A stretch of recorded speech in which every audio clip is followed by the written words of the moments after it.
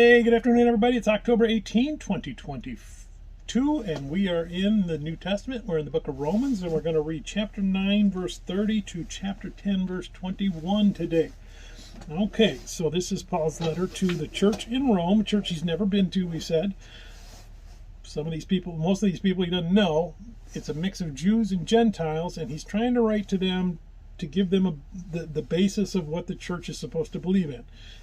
The doctrines, the theology, the gospel message, so that they're in line with everybody else and teaching the right things. Now, so far in this letter, he's gone back and forth between the Jews and the Gentiles, pointing out some things they're doing right and things that they're getting wrong. In particular, the law. He's pointing out that the Jews think that because they have Moses and the law, and because they're circumcised and they can trace their ancestry to Abraham, that somehow guarantees that they are going to go to heaven. And he says, hey, that's not true. You know what? You can be following the letter of the law, but if you don't have the Spirit in here, you're not doing it right. And he says, oh, hey, you Gentiles, before you start thinking that you're better, same thing with you too. Don't trust the law.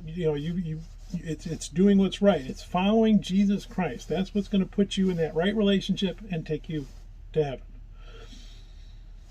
Section we looked at yesterday started to introduce an idea of God predestined people, that he's called certain people that he's going to save and certain people that are already going to be doomed to hell. That is God's decision, and he's done that before he made anything else. And people say, well, wait a minute, that doesn't sound very just and fair. And Paul says, hey, you know what? Just and fair is you are a no-good sinner who disobeys God in everything you do. You go to hell. That's just and fair. But God is merciful and he has grace. So he says, hey, you know what? I'm not going to send all of you to hell. I want to save some of you and bring you into a closer relationship with me. And why does God get to do that?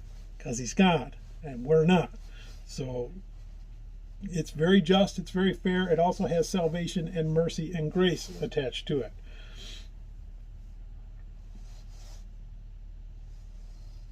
Now, if that's true, then it doesn't matter what I do. That was another argument that Paul wanted to address. And it's like, no, that's not true. He talked about a lump of clay and said, you know what? The clay doesn't get to decide, I want to be a really fancy vase, or I want to be a coffee mug, or I want to be a chambermaid. Whatever God wants to make with that lump of clay, that's what God makes, or the potter makes.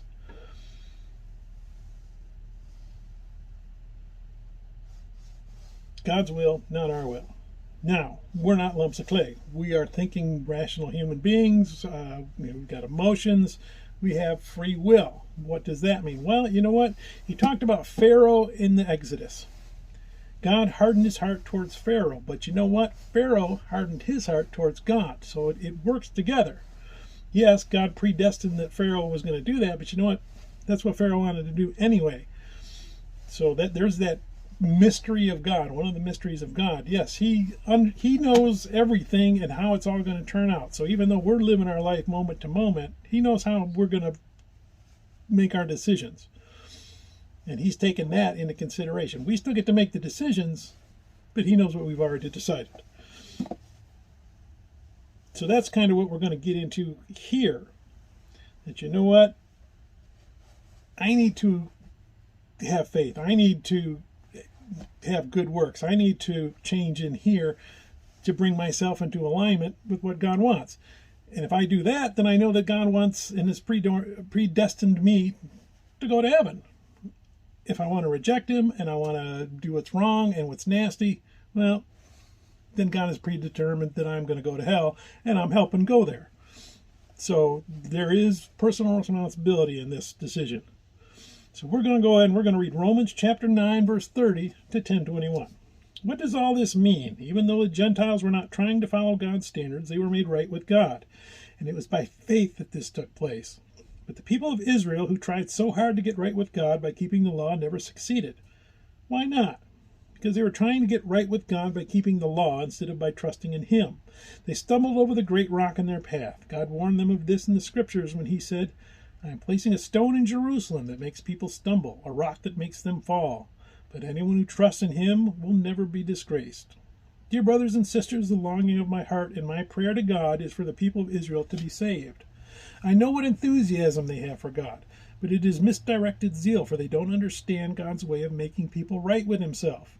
Refusing to accept God's way, they cling to their own way of getting right with God by trying to keep the law. For Christ has already accomplished the purpose of which the law was given. As a result, all who believe in him are made right with God.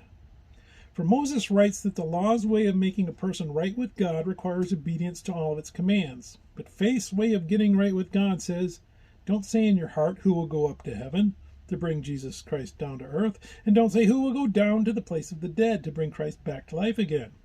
In fact, it says, this message is very close at hand. It is on your lips and in your heart. And that message is the very message about faith that we preach. If you openly declare that Jesus is Lord and believe in your heart that God raised him from the dead, you will be saved. For it is by believing in your heart that you are made right with God. And it is by openly declaring your faith that you are saved. As the scriptures tell us, anyone who trusts in him will never be disgraced. Jew and Gentile are the same in this respect. They have the same Lord who gives generously to all who call on him. For everyone who calls on the name of the Lord will be saved. But how can they call on him to save them unless they believe in him? And how can they believe in him if they have never heard about him? And how can they hear about him unless someone tells them? And how will anyone go and tell them without being sent? That is why the scriptures say, how beautiful are the feet of the messengers who bring good news. But not everyone welcomes the good news, for Isaiah the prophet said, Lord, who has believed our message? So faith comes from hearing, that is, hearing the good news about Christ. But I ask, have the people of Israel actually heard the message? Yes, they have. The message has gone throughout the earth, and the words to all the world. But I ask, did the people of Israel really understand? Yes, they did, for even in the time of Moses, God said, I will rouse your jealousy through people who are not even a nation. I will provoke your anger through the foolish Gentiles. And later Isaiah spoke boldly for God, saying, I was found by people who were not looking for me. I showed myself to those who were not asking for me. But regarding Israel, God said, all day long I opened my arms to them, but they were disobedient and rebellious. May God bless the reading of his word, and may God bless you. Bye.